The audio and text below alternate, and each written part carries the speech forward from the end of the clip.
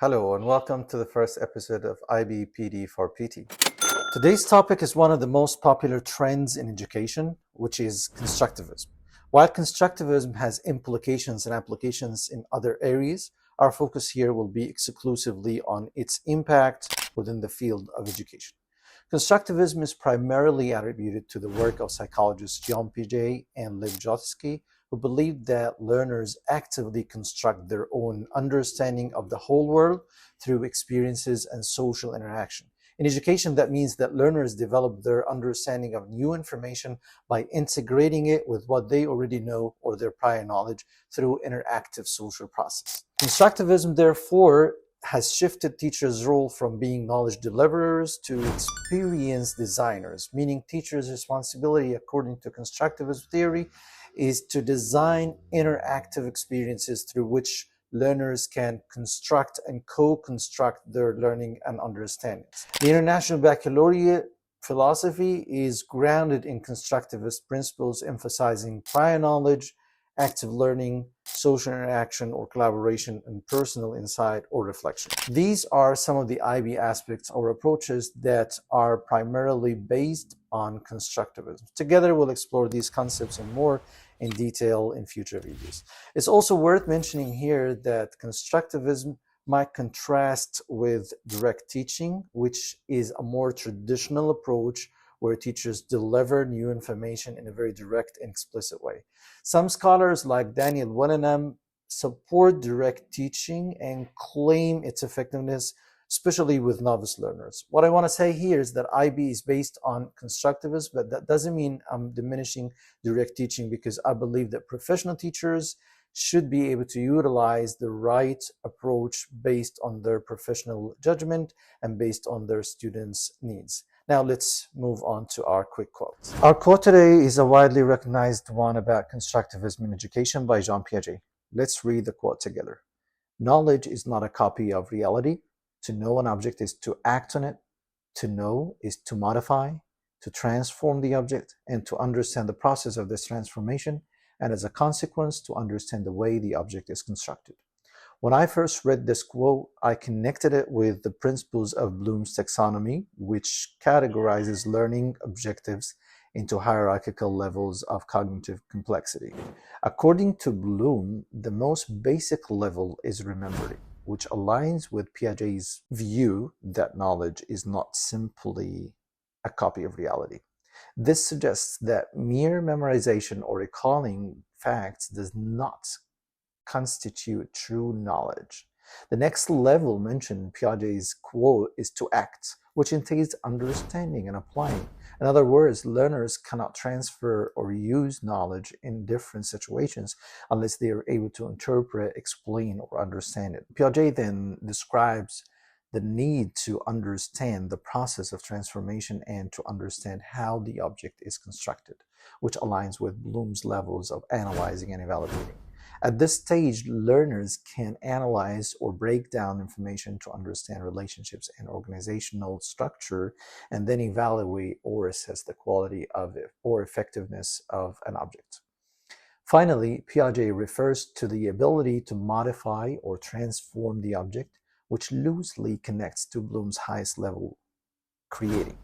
However, this connection is not entirely clear, as transformation in Piaget's sense does not imply creating something from scratch. Instead, Piaget's quote seems to focus on the development of understanding an existing object, while Bloom's creating involves synthesizing and integrating knowledge to produce something new. Thus, I interpret Piaget's levels as relating more to the progressive developments of understanding rather than reaching the full creative synthesis that Bloom's taxonomy suggests.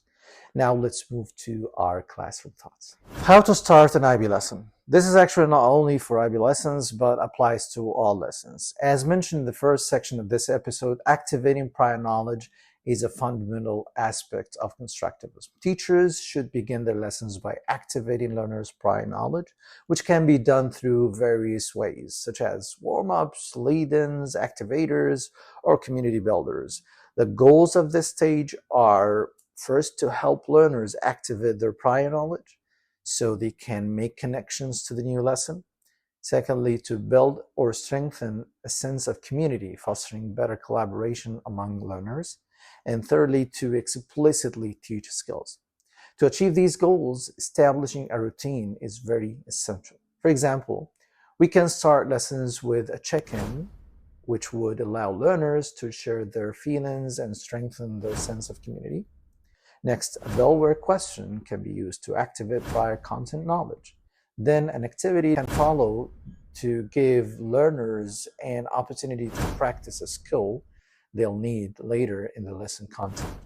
However, this initial skill practice should be unrelated to lesson content, so learners can focus solely on developing the skill. Finally, teachers should adjust the time spent on each step according to the overall lesson duration, and they might include only one or two of these steps in some lessons based on their students' needs. Now let's move on to miscellaneous. To implement any of these ideas, be it the IB framework or any other teaching approaches or frameworks, we should first ensure effective classroom management. One way to enhance classroom management is by building rapport with our students. Community building activities at the start of class that I shared in Classroom Thought part laid the groundwork for establishing that connection. I'd also like here to share an approach that can further strengthen rapport, which is the strength-based approach. This approach encourages teachers to shift their perspective on focusing on shortcomings and weaknesses to recognizing the potential and positives of individuals and communities without, of course, sweeping challenges under the rug. It emphasizes a positive outlook and goal setting, focusing on identifying and leveraging strengths. The strength-based approach is human-centered, prioritizing the needs of people and goal-oriented, aiming for growth. It also relies on social support and available resources. According to this approach, teachers should identify and build on students' strengths instead of fixing and focusing on their weaknesses. And they should set high expectations instead of placing ceilings on children's potential. They should leverage collective strengths rather than comparing students to one another. To put this into practice, let's reframe the way we describe our students' behaviors and attitudes. Instead of labeling student defiant, think of them as bold or courageous.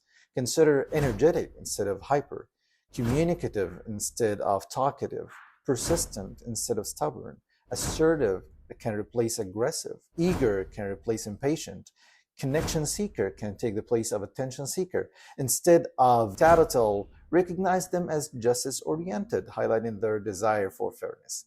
Replace emotional with caring and reframe antisocial as thoughtful. So this positive shift in perspective transforms how we view our students and their unique qualities, allowing us to focus on their strengths and potential. Thank you. Thank you for watching. Share your questions and comments below and stay tuned for the second episode.